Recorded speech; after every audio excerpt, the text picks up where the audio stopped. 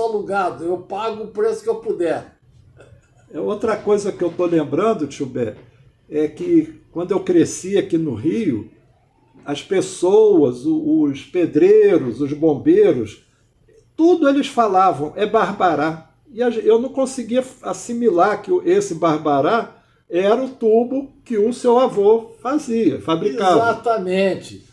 Barbará virou uma espécie de gilete. Uma marca notória. Gilete Marca foi o notória. homem que inventou a lâmina de barbear. Barbará é o meu avô que criou o tubo de ferro fundido. Uma marca notória. Eu me lembro que há uns 2 anos atrás eu estava almoçando com meus filhos no Flamengo e em frente havia uma casa de ferragem. Eu mostrei a ele, estava lá em letras garrafais. Trocamos Barbará. Pergunta a qualquer pedreiro se fala em Barbará, é tubo de ferro. É verdade. É. E em relação à aldeia Arcozelo, foi assunto só do João Pinheiro Filho ou o Baldomero Barbará lá atrás? Baldomero Barbará lá atrás arrendou a fazenda Arcozelo. Arrendou. O meu pai depois é que comprou a fazenda e criou a companhia. E a casa da fazenda virou um hotel fazenda. Chama-se Hotel Fazenda Arcozelo. Aí eu acho que foi uma pesquisa que eu fiz já há algum tempo, lembrei agora, que parece que no governo do Getúlio Vargas, o empreendedor Baldomero Barbará tinha inventado um sistema de distribuição de leite usando carroças. E o Getúlio encampou essa empresa. Você já ouviu falar disso? Seu tio? Não. O Getúlio Vargas... Eu conheci essa empresa. Essa do leite? Eram umas caminhonetes refrigeradas que vendiam leite na porta das casas. A minha mãe era cliente deles. Ah, obrigado, viu? Tinha leite e manteiga Barbará. Tinha o nome Barbará? Tinha o nome Barbará na caixa da manteiga, pô. Que legal, obrigado, viu? Eram umas caminhonetes que traziam um grande tubo atrás.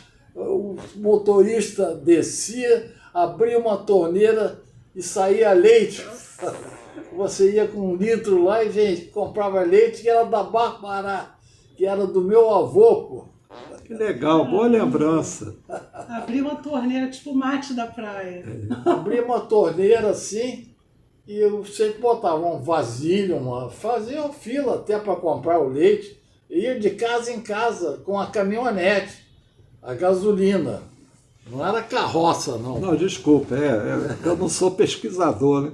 Bom, eu lembrei agora que quando eu estava morando... Esse leite vinha todo de Arcozelo. Ah, entendi. Ele trazia de trem de Arcozelo esse leite. Eu me lembro os cavalos puxando as carroças com leite para a estrada de ferro carregar o leite. Eu me lembro.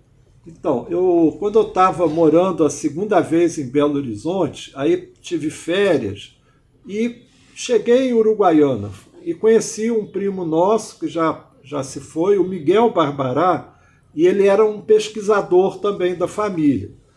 Eu não sei se eu já te contei isso, mas ele disse que foi da seguinte forma. O Baldomero Barbará foi jogar cartas com seu médico particular, que era um grande amigo de confiança, e lá durante o jogo, o Baldomero falou assim, amanhã eu vou comprar uma mina de ouro. E o médico questionou, mas aqui no Rio Grande do Sul não tem mina de ouro. Ele falou, não, é a loteria do estado do Rio Grande do Sul. Chegou a comentar com esse médico o valor que ele ia oferecer. No dia seguinte, quem ganhou? O médico. E aí o Baldomero ficou chateado e chamou o Hortêncio, que depois a gente chamava tio Dindo, né? Hortêncio Lopes. Hortêncio Lopes. E falou, você sai para o Brasil para procurar outra. Aí ele encontrou que seria a loteria de Minas Gerais e Espírito Santo. Aí ele entrou e ganhou a licitação. Né? Então foi com esse fato do médico jogando cartas, isso segundo o Miguel Barbará. E como a gente está aqui tentando resgatar essa história, eu segui o conselho do professor Tambasco, que com 90 anos escreve e está vivo em Vassouras. Fábio, começa pelo mais longe. Já fiz contato com o primo do Miguel, que eu chamo de Tcheco, é Barbará também, e que vai falar com a viúva, com os filhos, para a gente ter acesso a esses documentos que o nosso primo guardou lá de Uruguaiana, né? E eu queria te perguntar, que a vovó falava muito, que ela teve uma educação fora do normal, ela teve uma preceptora, uma madame francesa, que educou ela e a tia Hilda. Ela não foi para uma escola como a gente. Eu Ela vou chamava de explicar isso, minha mãe sempre dizia, eu nunca botei os pés numa escola. O meu pai, quando morava em Uruguaiana, mandou vir da França uma professora francesa, Miss Marcel, era o nome dela. Ela viveu, ensinou a minha mãe que era culta demais, lia dia e noite, nunca pisou numa escola, porque tinha uma professora particular que meu avô, naquela época, trouxe da França, e viveu o resto da vida aqui com a família. É impressionante.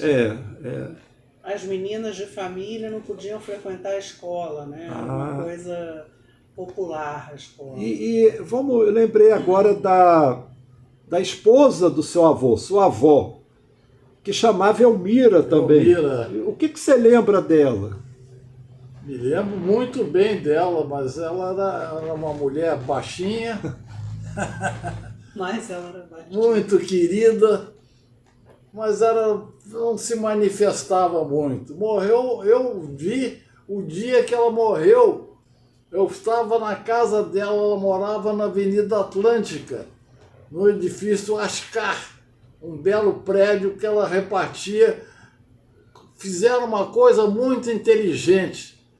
A minha tia e o meu tio compraram um apartamento e ela comprou o apartamento do lado. Ficaram com um monte, mas não derrubaram as paredes. Abriram só onde era necessário para se comunicarem. Portanto, o apartamento tinha 2 cozinhas, 4 quartos de empregado, tudo separado. Eu me lembro perfeitamente que eu ia ao futebol com meu tio Hortêncio, que era fluminense doente, e eu ia almoçar primeiro um espaguete maravilhoso na casa dele. E nós almoçávamos na cozinha de um dos apartamentos que virou copa. Legal. Quando a minha avó faleceu, foi só fechar as 4 ou 5 paredes e separar os apartamentos. Era a avó Elmira, então. Era a avó Elmira. Foi Elmira, Era o quê? Vó Elmira. Vó Elmira. Que deu o nome Dona Mimosa. Mimosa. Chamava-se Dona Mimosa. Que deu o nome, a sua irmã o chama apelido dela. Elmira Helena, né? Pegou o nome das Elmira duas e Helena são avós. as 2 avós da minha irmã. Elmira e Helena do Barros Pinheiro. Eu até ri um pouquinho, tio Bé, porque eu li um livro do Pedro Nava, que também foi amigo do meu pai, chamado Beira Rio. Aí ele fala de uma festa na Rua da Bahia e fala desse jeito. Aí chegou o Barbará, alto, aprumado, e chegou a Mimosa, baixinha e querida. Então, era uma diferença mesmo? Era assim? baixinha, pequenininha, falava muito pouco, mas era uma mulher extraordinária. Ela que dava os melhores presentes de Natal para os netos. Ficava todo mundo na expectativa do presente da Dona Mimosa, no aniversário e no Natal. Pergunta a qualquer descendente da família. Então, nessa viagem à Uruguaiana, e que eu espero retornar em breve, eu fui nesse casarão que você falou, que fica numa esquina. Hoje é o Museu Municipal e tem todo o acervo da família lá. Eu cheguei a ver com meus olhos o manuscrito, o documento original do Baldomero Barbará e do outro irmão dele, eu acho que é João, se naturalizando brasileiro, né? E aí lembro também da vovó Marina falando desse casarão, do elevador, do aquecimento, enfim, tudo isso aí. E lembro também, como você falou, de fato, esse personagem, Baldomero Barbará, era uma inteligência fora do comum, porque ele negociou com o exército do Brasil, o exército ficou com esse casarão e cedeu para ele um imóvel para ele morar durante um tempo aqui no Rio. Isso eu não sei, eu não me recordo.